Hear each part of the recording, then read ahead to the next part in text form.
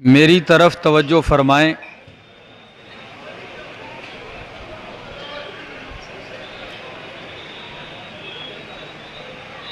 اللہ رب العزت کا فضل و کرم اور بے شمار انعامات اور احسانات ہیں، لیکن یہ اللہ کا اتنا بڑا کرم ہے کہ اللہ رب العزت نے دولت ایمان نصیب کرنے کے بعد ہمیں قرآن سے وابستہ کر دیا ہے۔ آج خوشی کی بات یہ ہے کہ چند لمحے قبل 60 سے زائد بچوں نے قرآن کریم سیکھا، اور ہمارے اکثر پروگرامات اسی سلسلہ کی کڑی ہوتی ہے کہ یا تو قرآن کریم ناظرہ یا حفظ یا ترجمہ تفسیر درس، یا افتتاح ہے تو یا اختتام ہے۔ تو آج اس عظیم خوشی میں آپ سب لوگ شریک ہیں۔ میرے دوستو، یہ پانی پینا اور پلانا تھوڑی دیر کے لیے روک دیں، اس سے مجلس میں یکسوئی نہیں رہتی۔ بولوں گا میں تو میں اس دوران پانی نہیں پیوں گا، ٹھیک ہے نا؟ آپ کہیں چلو خود پی رہا ہے تو ہمیں نہیں پینے دیتا، میں نہیں پیوں گا، تو اس لیے آپ بھی تھوڑی دیر پیاس برداشت کریں۔ اگر آپ چاہتے ہیں کہ میں آپ کو کچھ سناؤں تو پھر کہو سبحان اللہ۔ ایسا نہ ہو آپ سننا نہ چاہیں افراتفری مجمع میں، تو پھر مجھ سے بات نہیں ہوتی، پھر میں ان خطیبوں میں نہیں ہوں کہ لوگ چاہے سوئے ہوں ٹانگیں سیدھی کریں اور سکیڑیں لمبی کریں سکیڑیں اور بندہ آنکھیں بند کر کے لگا رہے، یہ نہیں۔ تھوڑی دیر سنیے، توجہ کے ساتھ دل کا برتن سیدھا کیجئے، تاکہ کتاب و سنت کے کچھ موتی آپ کے دل والے برتن میں پڑ جائیں اور گھروں کو جائیں تو کچھ لے کر جائیں۔ اللہ نے ہر پیغمبر کو دعوی نبوت کی تائید اور تصدیق کے لیے وقت اور حالات کے مطابق یا قوم کے مطالبے کے مطابق معجزات عطا فرمائے۔ موسیٰ علیہ السلام کو عصا ید بیضاء کا معجزہ عطا فرمایا۔ عیسیٰ علیہ السلام کو اللہ رب العزت نے کئی معجزات عطا فرمائے۔ مادر زاد نابینے کی آنکھوں کی اوپر آنکھوں پہ ہاتھ پھیرتے اللہ بینائی عطا کر دیتے، کوڑ برس کے مریض کے اوپر ہاتھ رکھتے اللہ شفا عطا کر دیتے، مردے کی قبر پہ کہتے کہ زندہ ہو جا قم باذن اللہ، کہتے اللہ اس میں جان ڈال دیتے۔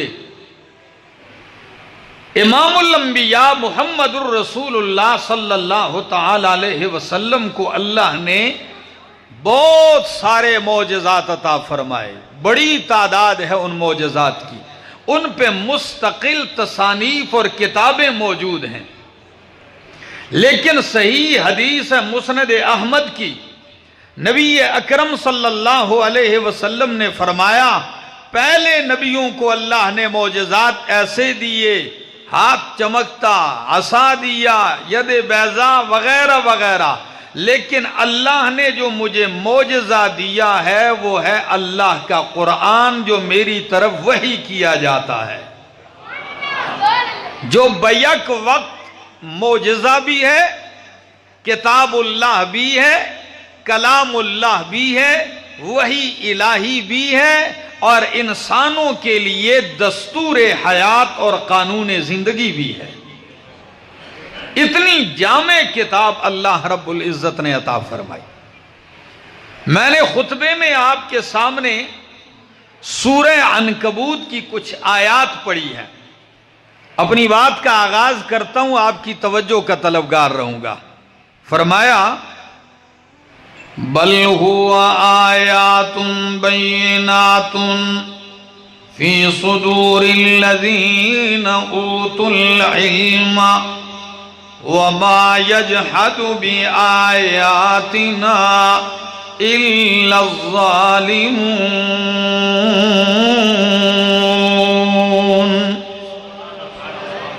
یہ قرآن روشن آیات ہیں، واضح آیات ہیں، بینات ہیں، فی صدور الذین اوتوا العلم، ان لوگوں کے سینوں میں جن کو اللہ نے علم دیا ہے، یعنی اہل علم وہ ہیں جن کے سینوں میں اللہ کی آیات بینات ہیں۔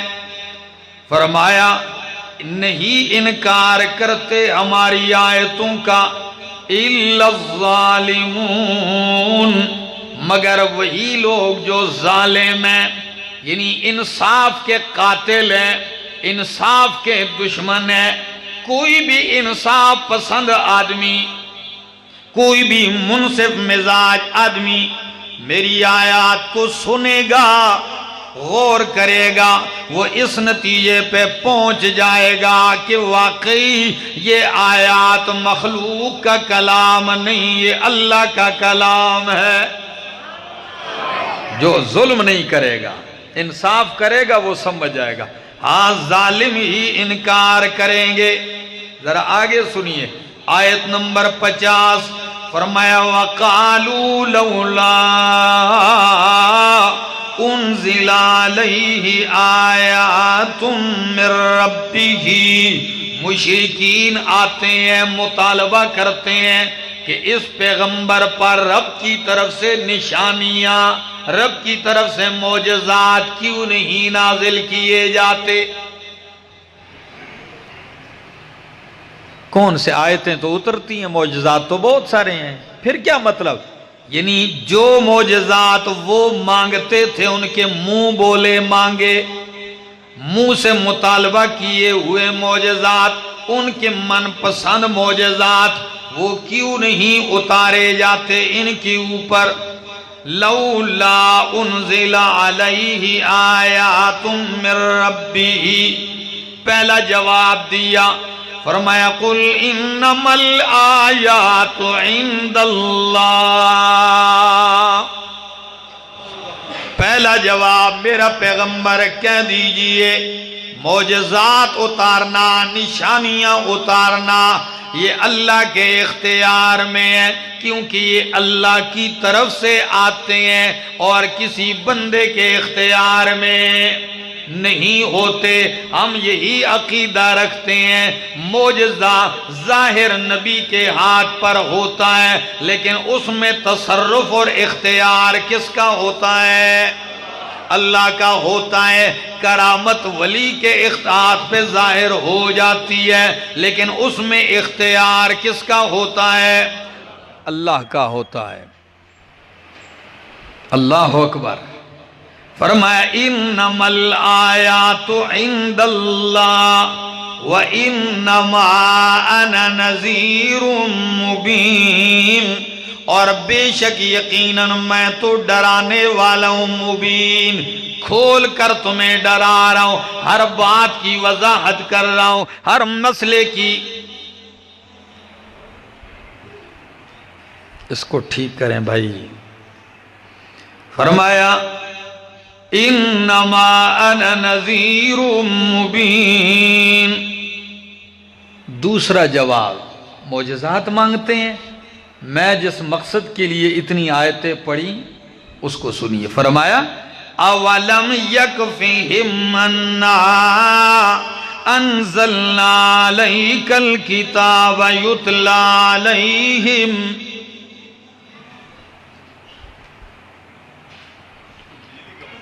جی پنکھے کم کر دیں اگر بجلی نہیں چلاتی اس کو تو۔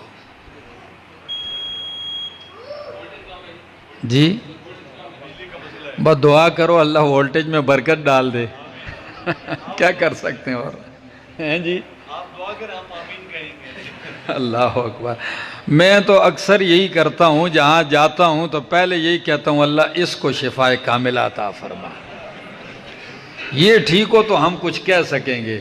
تو فرمایا میرا پیغمبر کہہ دیجئے اولم یکفہم انا انزلنا علیک الکتاب یتلی علیہم۔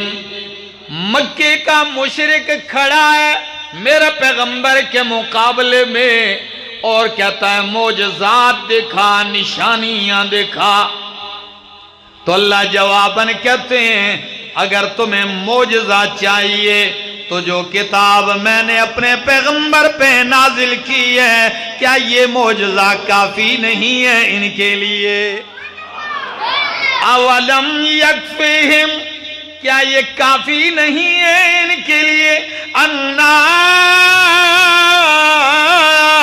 انزلنا علیک الکتاب یتلی علیہم، کہ ہم نے اس کتاب کو اتارا ہے آپ پر، یتلی علیہم، جو کتاب ان پر پڑھی جاتی ہے صرف معجزہ ہی نہیں ہے بلکہ فرمایا ان فی ذالک لرحمۃ، رحمت سے بھری ہوئی کتاب ہے، وذکریٰ، اور نصیحتوں سے بھرپور کتاب ہے، لقوم یؤمنون،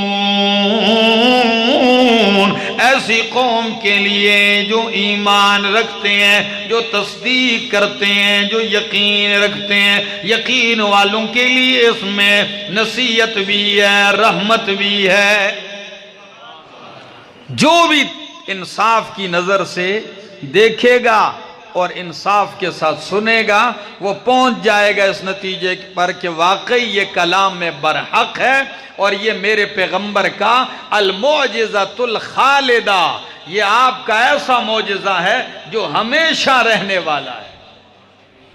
اور یہ اس دور میں کہا گیا جس دور میں عربیت کا چرچا تھا، جس دور میں صہبان بن وائل جیسے شاعر موجود ہیں، جس دور میں لبید جیسے شاعر موجود ہیں، ایسے شعراء موجود ہیں۔ حافظ ابن کثیر فرماتے ہیں صہبان وہ شاعر ہے جس نے بالغ ہونے کے بعد موت تک ایک جملہ دوبارہ مکرر نہیں کہا، ایک جملہ زندگی بھر دوبارہ اس کو مکرر نہیں کہا، نئے نئے جملے۔ لبید وہ شاعر ہے کہ عرب نے اس کے بارے میں مکے والوں نے مشہور کر دیا کہ جب لبید بولیں تو اکتبوہا، اس کا قصیدہ، اس کا کلام، اس کے اشعار لکھ لیا کرو، وَلَوْ بِالْخَنَاجِرِ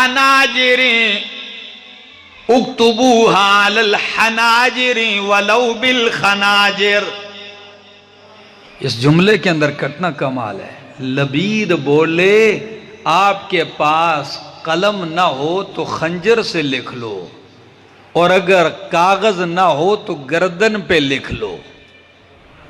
اب گردن پہ آپ خنجر سے لکھیں گے تو کیسے لکھا جائے گا؟ کچھ تو کٹے گا، یعنی آپ کی گردن کٹ جائے کوئی مسئلہ نہیں، اس کا کلام ضائع نہ جائے۔ یہ شعراء موجود ہیں، لیکن جب قرآن اترتا ہے تو قرآن کیا کہتا ہے؟ قُلْ لَئِنِ اجْتَمَعَتِ الْإِنسُ وَالْجِنُّ عَلَىٰ أَن يَأْتُوا بِمِثْلِ هَذَا الْقُرْآنِ لا يأتون بمثله ولو كان بعضهم لبعض ظهيرا۔ میرا پاک پیغمبر کہہ دیجئے اگر سارے انسان جمع ہو جائیں، سارے جنات جمع ہو جائیں، کس بات پر؟ ان یأتوا بمثل هذا القرآن، اس قرآن جیسا قرآن لانے پہ اکٹھے ہو جائیں تو لا یأتون بمثلہ، سب کچھ کر سکتے ہیں، ہوائی جہاز ہوا میں اڑائیں گے، ایٹم بنا لیں گے، انسان اتنا ترقی کرے گا، کمپیوٹر بنا لے گا، ہاں سب کچھ کرے گا، نہیں کر سکے گا تو میرے قرآن جیسا قرآن کبھی نہیں بنا سکے گا۔ کیوں؟ وجہ یہ مخلوق جو چیز بناتی ہے اس کی مثل بنانا آسان ہے، اس سے بہتر بھی بنائی جا سکتی ہے، لیکن یہ اللہ کا کلام ہے اور براہ راست اللہ نے اتارا ہے، جبریل کے واسطے سے اتارا ہے، یہ اللہ کا کلام ہے، تو اس کی مثل کوئی بنا سکتا؟ اللہ اکبر۔ آپ کہیں گے 114 سورتوں میں تو وقت درکار ہے، فرمایا فَأْتُوا بِعَشْرِ صُوَرٍ مِثْلِهِ مُفْتَرَيَاتٍ، 10 صورتیں منتخب کر لو اور بنا کے لے آؤ، لیکن نہیں لا سکے، فرمایا اگر یہ بھی نہیں کر سکتے فَأْتُوا بِسُورَةٍ مِّن مِثْلِهِ، قرآن جیسی کوئی ایک صورت بنا کے لے آؤ۔ بِسُورَةٍ تنوین تقصیر کی ہے، بڑی صورت نہیں، بقرہ آل عمران نساء مائدہ نہیں، بلکہ بِسُورَةٍ قَصِيرَةٍ، چھوٹی مختصر صورتی کوئی بنا کے لے آؤ۔ لیکن آپ یقین جانیے برہان والو، یہی برہان آپ کو سنا رہا ہوں کہ مکے کے کافر آپ کے مقابلے میں بدر میں تو آئے، آپ کے مقابلے کے لیے میدان احد میں تو آئے، خندق میں آئے، حنین میں آئے، تبوک میں آئے، طائف میں آئے، خیبر میں آئے، مرے بھی ہیں اور صحابہ کو مار کے شہید بھی کیا، ہر کام کے لیے تیار ہوئے، لیکن قرآن جیسی صورت بنانے کے لیے کبھی تیار نہیں ہوئے، اس لیے کہ انہیں معلوم تھا مر جانا آسان ہے، مار دینا آسان ہے، لیکن قرآن کی صورت جیسی صورت بنانا ناممکن ہے۔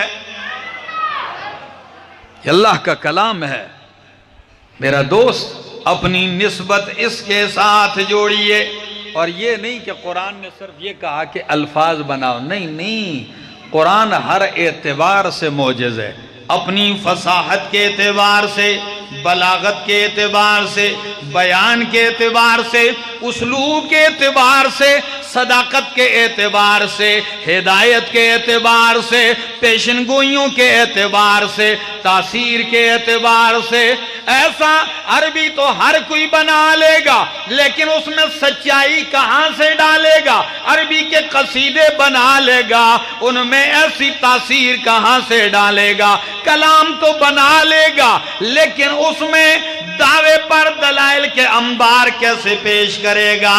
دلائل کے دلیل عقلی، دلیل نقلی، دلیل وحی، کبھی مثال، کبھی وعدہ، کبھی وعید، کبھی بشارت، کبھی تخویف، کہاں سے ایسے لائے گا؟ یقین کیجئے عرب نے دیکھا ہے، عجم نے دیکھا ہے، جس نے بھی انصاف کے ساتھ دیکھا ہے اور وہ مانا ہے کہ یہ رب کا قرآن ہے۔ میں کبھی کبھی حیران ہوتا ہوں، امام اصمعی، برہان والو یہ سنیے گا ذرا، امام اصمعی لغت کا بہت بڑا امام گزرا ہے، اور اس نے تقریباً اکثر زندگی عرب میں دیہاتوں میں گزار دی، چل پھر کے، جہاں کوئی پنڈ دیکھتا، کوئی قصبہ دیکھتا، کوئی گاؤں دیکھتا، یہ پہنچ جاتا، قلم کاغذ بھی پاس۔ کسی نے کہا یہ کیوں؟ کہتا ہے شہر کی عربی خلط ملط ہو جاتی ہے اور گاؤں کے لوگوں کی زبان ملاوٹ سے پاک ہوتی ہے، تو میں بالکل بدوؤں میں جا کے عربی کے جملے سیکھتا ہوں کہ عرب پیور زبان جو استعمال کرتے ہیں وہ کیسے ہوتی ہے، اور بڑا کمال حاصل تھا فصاحت اور بلاغت میں، اس حد تک اس شخص کو کمال حاصل تھا، علماء اس سے معزوز ہوں گے، کہتے ہیں ایک دن میں چلا گیا عصر کے بعد گھومنے کے لیے، یہ علماء طلباء کی عادت ہے آج تک، جو ہی چھٹی ہوتی ہے تو عصر کے بعد یہ گھومنے چلنے پھرنے کے لیے نکل پڑتے ہیں۔ میں بھی ایک پہاڑی ایریے کی طرف نکل جاتا، میں نے دیکھا ایک دن تو کسی چٹان کے اوپر کسی شاعر نے، کسی ناکام عاشق نے کوئی شعر لکھا ہوا تھا۔ ظاہر بات ہے عاشق جب کامیاب ہوتا ہے تو پھر وہ شاعریاں نہیں کرتا، یہ جتنی بھی شاعریاں کرتے ہیں یہ عشق میں کیا ہوتے ہیں، یہ ناکام ہوتے ہیں، تو پھر یہ جگہ نا جگہ نہیں دیکھتے، درخت نظر آئے، دیوار نظر آئے. آپ موٹر وے پہ سفر کرتا ہوں میں تو کبھی کبھی حیران ہوتا ہوں کہ موٹر وے کے واش روموں میں بھی شعر لکھے ہوئے ہوتے ہیں. تعجب ہوتا ہے کہ اللہ کے بندے، اگر آپ کو قلم پکڑنا ہاتھ میں آ ہی گیا ہے، کوئی جگہ تو دیکھو. کوئی اپنا فون نمبر لے کے جا رہا ہے، کوئی کسی کو گالیاں دے رہا ہے، کوئی کسی کی تعریفیں کر رہا ہے، کوئی کیا کر رہا ہے. عقل انسانی شرما جاتی ہے کہ مت ماری تھی ان لوگوں کی. امام اصمعی فرماتے میں گیا تو چٹان کے اوپر شاعر نے شعر لکھا ہے. کیا کہتا ہے؟ الا یا معشر العشاق باللہ خبروا، الا یا معشر العشاق باللہ خبروا، اذا حل عشق بالفتى کیف یصنع. او عاشقوں کی جماعت، کن کو خطاب کر رہا ہے؟ ہاں، کہتا ہے میری بیماری میں جو مبتلا ہو سارے سن لو. او عاشقوں کی جماعت، تمہیں اللہ کا واسطہ ہے مجھے یہ بتلاؤ، جب ایک نوجوان میں عشق دنس جائے تو پھر وہ کیا کرے؟ کیف یصنع، کیا کرے؟ میں نے وہیں سے کوئی کوئلہ شعلہ اٹھایا لکھنے کے لیے، میں نے اسی وزن کے اوپر نیچے جواب لکھ دیا. میں نے کہا یداری ہواہ ثم یکتم امرہ ویخشع فی کل الامور ویخضع. کمال کا شعر ہے دوستو. کہتے ہیں میں نے کہا یداری ہواہ، اپنی محبت میں نرمی کرے اور اپنے راز کو چھپائے، محبت کو دیواروں پہ چٹانوں پہ نہ لکھے، ہر معاملے میں ڈرے اور عاجزی اختیار کرے. میں لکھ کے آگے میں نے کہا پڑھے گا تو یاد رکھے گا. کہتے ہیں جب اگلے دن پھر عصر کے بعد گیا تو دیکھتا ہوں شاعر نے نیچے پھر جواب لکھا ہوا ہے اسی وزن میں، اور کہتا ہے کیف یداری والہوا قاتل الفتى، کیف یداری والہوا قاتل الفتى وفی کل یوم روحہ تتقطع. او نصیحت کرنے والے، کیسے چھپائے، کیسے نرمی کرے، حالانکہ محبت عشق جو ہے یہ جوان کے لیے زہر قاتل ہے، اس کی روح روزانہ ٹکڑے ٹکڑے ہوتی ہے، اور تو کہتا ہے کہ چھپائے پھرے. لوگ کہتے ہیں عشق اور مشق چھپائے نہیں چھپتے. کیسے چھپائے؟ میں نے کہا اچھا. میں نے نیچے پھر لکھ دیا. میں نے کہا اذا لم یجد صبرا بکتمان سرہ، اذا لم یجد صبرا بکتمان سرہ فلیس لہ شیء سوی الموت انفع. جو بندہ راز نہ چھپا سکے اس کے لیے موت سے بہتر کوئی چیز نہیں ہے. برہان والو، راز سینے میں رکھنا اور چھپا کے رکھنا بہت بڑے جگرے کی بات ہے. ہمارا ایک دوست تھا، وہ کہتا تھا مجھے عشاء کے وقت کوئی راز کی بات نہ بتایا کرو. ہم نے کہا اس میں کیا حکمت ہے؟ کہتے ہیں صبح تک میرے پیٹ میں درد ہوتا ہے، کوئی بندہ ملے میں اس کو سناؤں تو رات بڑی لمبی ہوتی ہے، تو صبح تک میں اس کو سینے میں کیسے چھپائے رکھوں؟ بعض لوگوں کی یہ عادت، اور بعض لوگوں کا سینہ وہ رازوں کا قبرستان ہوتا ہے، وہ بڑے بڑے راز اندر چھپائے رکھتے ہیں. تو امام اصمعی فرماتے ہیں میں نے کہا اذا لم یجد صبرا بکتمان سرہ فلیس لہ شیء سوی الموت انفع. اس کے لیے موت سے بہتر کوئی نہیں. تیسرے دن جب عصر کے بعد گیا ہوں تو چٹان کے پاس ایک جوان مرا ہوا پایا، اور اس نے اوپر لکھا مر سکتا ہوں لیکن چھپا. اب آپ کہیں گے یہ کیا چیز تھی کہ بندہ مار دیا؟ یہ کلام ہی تو تھا میرا دوست. یہ کیا تھا؟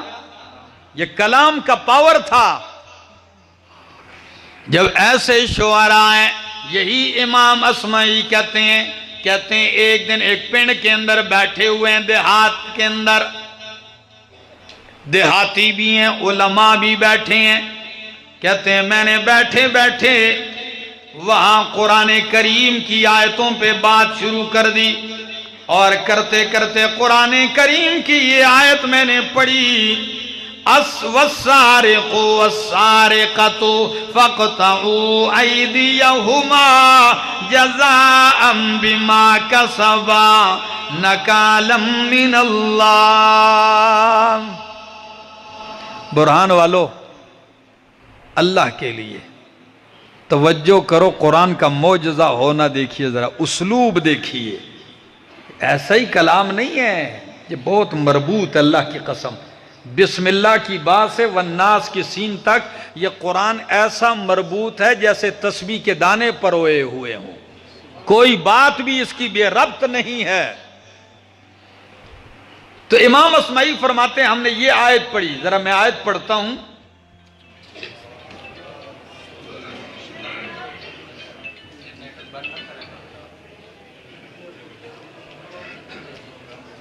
اب بجلی آ گئی ہے کہ چلی گئی ہے؟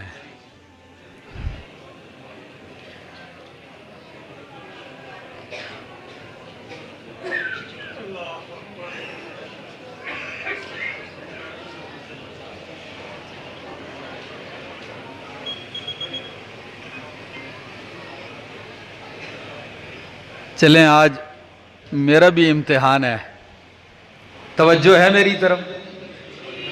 فرمایا یہ آیت ہم نے پڑھی، آپ توجہ کیجئے، وَالسَّارِقُ وَالسَّارِقَةُ، چوری کرنے والا مرد، چوری کرنے والی عورت، فَاقْطَعُوا أَيْدِيَهُمَا، ان کا ہاتھ کاٹ دو، کیا کر دو؟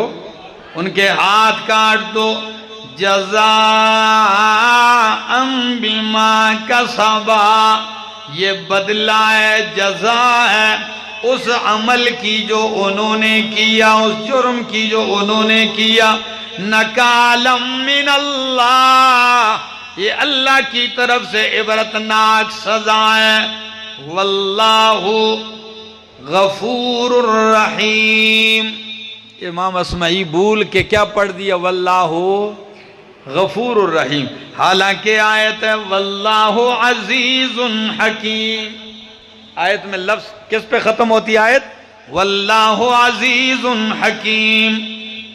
امام اصمعی فرماتے ہیں میں نے بھول کے واللہ غفور الرحیم پڑھ دیا، تو ادھر دیہاتی بیٹھا ہوا تھا بالکل جٹ جائل سکا، وہ کہنے لگا ھذا کلام من، مولانا صاحب یہ کس کا کلام پڑھ رہے ہو؟ میں نے کہا ھذا کلام الرحمن، یہ رحمان کا کلام ہے۔ پینڈو کہنے لگا، دیہاتی کہنے لگا واللہ ھذا لیس کلام الرحمن، کہتا اللہ کی قسم یہ رحمان کا کلام نہیں۔ امام اصمعی فرماتے ہیں میں چونک گیا، میں نے کہا اللہ کے بندے تجھے کیا پتا ہے کہ یہ اللہ کا کلام نہیں؟ میں نے پھر آیت پڑھی، وہ کہنے لگا نہیں ہے یہ کلام۔ میں نے اس سے کہا، کہتے بس مجھے نہیں پتا، یہ اللہ کا کلام نہیں ہو سکتا۔ کہتے ہیں میں نے مسجد سے قرآن منگوایا، بھائی قرآن کا مصحف لے آؤ، نسخہ لے آؤ۔ جب کھولی سورت مائدہ آیت نمبر 38 کھولی تو واقعی کہ والسارق والسارقۃ فاقطعوا ایدیہما، چوری کرنے والا مرد، چوری کرنے والی عورت، ان کے ہاتھ کاٹ دو، یہ سزا ہے ان کے عمل کی، عبرتناک سزا ہے اللہ کی طرف سے۔ واللہ عزیز حکیم تھا، تو میں نے جب عزیز حکیم پڑھا تو پینڈو کہنے لگا دیہاتی ھذا کلام الرحمن، کیا کہا؟ ھذا کلام الرحمن۔ تو میں نے اس سے پوچھا حل قرأت القرآن، حل حفظت القرآن، کیا تو نے قرآن پڑھا ہے، یاد کیا ہے؟ وہ کہنے لگا کوئی نہیں، میں نے قرآن پڑھا ہی نہیں کبھی۔ میں کہا اچھا چلو پورا نہ پڑھو، حل قرأت سورۃ المائدہ، کیا تو نے سورہ مائدہ پڑھی ہے کہ تجھے اس آیت کا پتہ؟ اس نے کہا مجھے پوری سورہ مائدہ بھی میں نے نہیں پڑھی۔ تو میں نے اس سے پوچھا کہ اللہ کے بندے پھر تو نے کیسے پتہ کر لیا کہ یہ اللہ کا کلام نہیں، غلطی پکڑ لی؟ وہ کہنے لگا پیچھے تو نے ذکر کیا کہ چوری کرنے والا مرد اور عورت اس کا ہاتھ کاٹ تو یہ سزا ہے اللہ کی طرف سے، پھر تو نے آخر میں پڑھا اللہ بخشنے والا مہربان ہے، تو ان کان غفر ورحم لما قطع، اگر اللہ نے اس کو بخشا ہوتا، رحم کیا ہوتا تو ہاتھ کیوں کاٹا ہوتا؟ اس کا جوڑ نہیں ملتا پیچھے کے ساتھ۔ اللہ غفور الرحیم ہے لیکن ادھر اس جملے کا پچھلی آیت کے ساتھ جوڑ نہیں ملتا۔ لیکن جب تو نے کہا واللہ عزیز حکیم، اللہ زبردست ہے، حکیم ہے، تو جب تو نے کہا تو میں نے کہا واقعی یہ اللہ کا کلام ہے۔ کیوں؟ اس لیے کہ انہو عزا فحکم فقطع، انہو عزا، جب وہ زبردست ہے تو اس نے فیصلہ سنایا، جب اس نے فیصلہ سنایا تو چور کا ہاتھ کاٹ دیا۔ یہ کمال ہے اس کتاب میں۔ صرف الفاظ کے اعتبار سے ذرا دیکھیے، میں قرآن پڑھنے لگا ہوں، حضرت فاروق اعظم رضی اللہ تعالیٰ عنہ مسجد نبوی کے اندر ہیں۔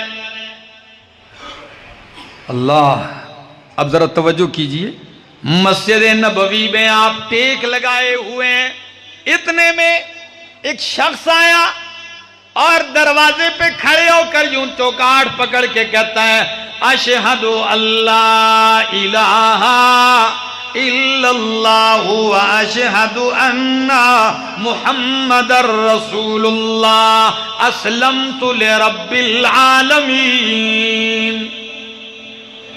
میں اب کلمہ پڑھتا ہوں، مسلمان ہوتا ہوں۔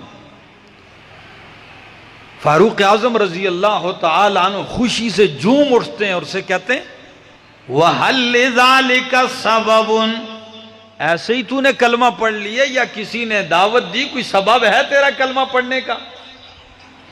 کہنے لگا ہاں۔ سنیے، امام قرطبی ذکر کرتے ہیں، فاروق اعظم رضی اللہ تعالیٰ عنہ فرماتے ہیں میں نے پوچھا کیا سبب ہے؟ وہ کہنے لگا میں روم کا عیسائی ہوں، تورات انجیل پڑھا ہوا ہوں، آپ کا مسلمان ہماری قید میں تھا، جیل میں تھا، اور میں جیل کے اس پنجرے کے باہر گھوم رہا تھا، جیل کے پنجرے کے باہر میں گھوم رہا تھا، وہ اپنی کتاب قرآن کی تلاوت کر رہا تھا، وہ قیدی، میرے کانوں میں اس کی تلاوت پڑی، جو ہی میں نے غور کیا تو وہ قرآن کی ایک آیت پڑھنے لگا، تو میں حیران رہ گیا کہ اس نے قرآن کی ایک آیت پڑھی، اس ایک آیت میں اتنی جامعیت ہے کہ پوری تورات اور انجیل کو ایک آیت میں نچوڑ کے رکھ دیا گیا ہے، پوری تورات اور انجیل کا خلاصہ ایک آیت میں۔ کہتے ہیں میں بڑا حیران ہوا کہ یہ مخلوق کا کلام نہیں، واقعی یہ مسلمان ٹھیک کہتے ہیں کہ یہ اللہ ہی کا کلام ہو سکتا ہے۔ فاروق اعظم رضی اللہ تعالیٰ نے اور تعجب میں کہنے لگے وہ آیت آپ کو یاد ہے، مجھے سنا سکتے ہو؟ کہنے لگا ہاں مجھے یاد ہے۔ فاروق اعظم رضی اللہ تعالیٰ نے فرمایا سنائیے وہ کون سی آیت ہے؟ یہ میرے سامنے 18واں پارہ، سورت کا نام سورت النور ہے، آیت نمبر 52 ہے۔ فرمایا وہ یہ آیت تھی وَمَن يُطِعِ اللَّهَ وَرَسُولَهُ وَيَخْشَ اللَّهَ وَيَتَّقْهِ فَأُولَئِكَ هُمُ الْفَائِزُونَ۔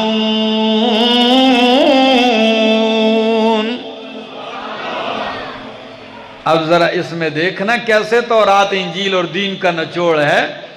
فرمایا وَمَن يُطِعِ اللَّهَ وَرَسُولَهُ، امام قرطبی یہ آیت بھی لکھتے ہیں، یہ واقعہ بھی لکھتے ہیں، اور مزے کی بات ہے اس آیت کا معنی بھی کرتے ہیں۔ بس صرف میں امام قرطبی کا ہی وہ معنی کر دیتا ہوں، آپ کو نچوڑ سمجھ میں آ جائے گا۔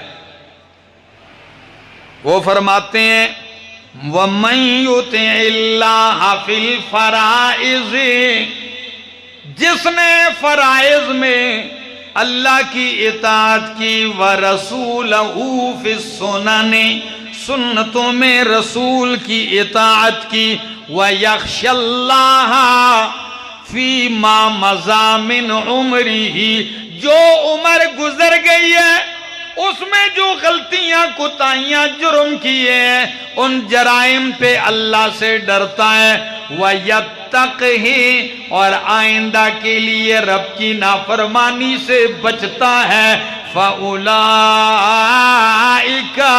هُمُ الْفَائِزُونَ، یہی لوگ کامیاب و کامران ہیں۔ تو اللہ کی فرائض میں اطاعت، سنتوں میں مصطفیٰ کی اطاعت، گزرے ہوئے گناہوں پر بھی ڈرتا ہے، روتا ہے، آئندہ گناہوں سے بچتا ہے، ساری کتابوں کا نچوڑ یہی تو ہے، اور کیا چاہیے؟ یہ معجزہ ہے قرآن، جس نے غور کیا، جس نے تدبر کیا ہے، یقین کیجئے وہ سمجھا ہے۔ ہاں ضدی کی بات الگ ہے، کبھی کبھی سوچتا ہوں نبی کریم صلی اللہ تعالی علیہ وسلم جب مشرکین مکہ سے میدان کارزار میں آپ نے جنگ جیتی، 70 کافر مارے گئے، 70 گرفتار ہوئے، تو جو گرفتار ہوئے فیصلہ یہ ہوا، شورا میں طے کیا گیا کہ ان کو فدیہ لے کے کیا کیا جائے، قیدیوں کو چھوڑ دیا جائے۔ اختصار کرتا ہوں، اب کیسے چھوڑا جائے؟ ہر قیدی کے رشتہ دار آ رہے ہیں، مذاکرات ہوتے ہیں، قیدی چھوڑے جاتے ہیں۔ مکہ سے جبیر بن مطعم آ گیا، اور جبیر بن مطعم خود کہتا ہے میں سفر کرتے کرتے شام کے وقت میں مدینہ پہنچا۔ کس وقت؟ اور جب پوچھتے پوچھتے پہنچا تو کسی نے کہا نبی علیہ السلام مسجد میں، جو ہی میں مسجد میں آیا، مسجد میں داخل ہوا تو نماز کھڑی ہو گئی مغرب کی۔ میں داخل ہوا ہی تو بس وہاں مسجد میں مغرب کی جماعت کھڑی ہو گئی، امام الانبیاء صلی اللہ علیہ وسلم مصلی پر ہیں، صحابہ کرام مقتدی ہیں۔ حضرت جبیر بن مطعم کہتے ہیں میں انتظار میں تھا کہ نماز ختم ہو تو کوئی بات کروں، جو ہی نماز کھڑی ہو گئی اس وقت نماز مغرب کے دوران نبی علیہ السلام نے جو سورت پڑھی وہ یہ سورت پڑھی۔ جبیر کہتا ہے نبی علیہ السلام کی زبان پہ یہ سورت تھی وَالطُّورِ وَكِتَابٍ مَّسْطُورٍ فِي رَقٍّ مَّنشُورٍ وَالْبَيْتِ الْمَعْمُورِ وَالسَّقْفِ الْمَرْفُوعِ وَالْبَحْرِ الْمَسْجُورِ إِنَّ عَذَابَ رَبِّكَ لَوَاقِعٌ مَا لَهُ مِن دَافِعٍ يَوْمَ تَمُورُ السَّمَاءُ مَوْرًا وَتَسِيرُ الْجِبَالُ سَيْرًا۔ کہتے ہیں پڑھتے جا رہے ہیں یہاں تک کہ نبی علیہ السلام اس آیت پہ پہنچتے ہیں۔ ابتدا سے سن رہا ہوں، جب نبی علیہ السلام اس آیت پہ پہنچے ام خلقوا من غیر شیء ام هم الخالقون، کیا یہ لوگ ویسے ہی پیدا کیے گئے یا یہ خود پیدا کرنے والے ہیں؟ کہتے ہیں جب یہ آیت پڑھی تو قریب تھا کہ میرا سینہ پھٹ جائے، قریب تھا کہ میرا سینہ پھٹ جائے، یہ آیتیں اترتی تھیں ایسے میرے سینے میں۔ کہتے ہیں ادھر سلام پھیرا اللہ کے محبوب صلی اللہ علیہ وسلم نے، جو ہی سلام پھیرا میں اٹھا اور آگے بڑھا، فرمایا میں تو آیا مذاکرات کے لیے لیکن قیدیوں کی باتیں بعد میں ہوں گی، پہلے ہاتھ آگے کیجئے مجھے کلمہ پڑھائیے۔ فرمایا ہاتھ آگے کیا اور میں نے زبان سے کہا اشہد اللہ الہ الا اللہ و اشہد ان محمد رسول اللہ۔ پھر میں کیوں نہ کہوں کتاب خدا میں یہ تاثیر دیکھی، کتاب خدا میں یہ تاثیر دیکھی، بدلتی ہزاروں کی تقدیر دیکھی۔ زندگیاں بدلنے والی کتاب ہے لوگوں۔ اگر آپ راحت چاہتے ہیں، خوشحالی چاہتے ہیں تو قرآن تسلیاں دیتا ہے۔ کیا دیتا ہے؟ تسلیاں دیتا ہے۔ اللہ گواہ ہے، موقع بر موقع تسلیاں دیتا ہے اور غم دور کرتا ہے۔ نبی علیہ السلام کی یہ دعا آپ نے نہیں سنی؟ اللہم اجعل القرآن ربیع قلوبنا، اللہ قرآن کو ہمارے دلوں کی بہار بنا دے۔ تو کیا مطلب؟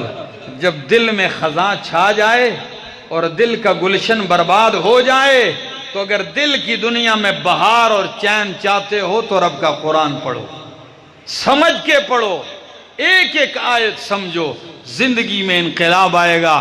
کاش میرے پاس وقت ہوتا تو میں آپ کو قرآن کی کئی آیتوں کی سیر کرواتا، لیکن کچھ تو بجلی نے بھی ہمارا جو ہے وہ سارا جو ترتیب تھی وہ الٹتی ہے۔ بہرحال دعا گو ہوں اللہ ہم سب کو عمل کی توفیق عطا فرمائے، اللہ ہمیں قرآن سے نسبت نصیب فرمائے، اس کی خدمت کی توفیق عطا فرمائے، اور موت تک سنانے کی، سننے کی، اس کے مطابق عقیدہ رکھنے کی توفیق عطا فرمائے۔ آخر دعوانا ان الحمدللہ رب العالمین۔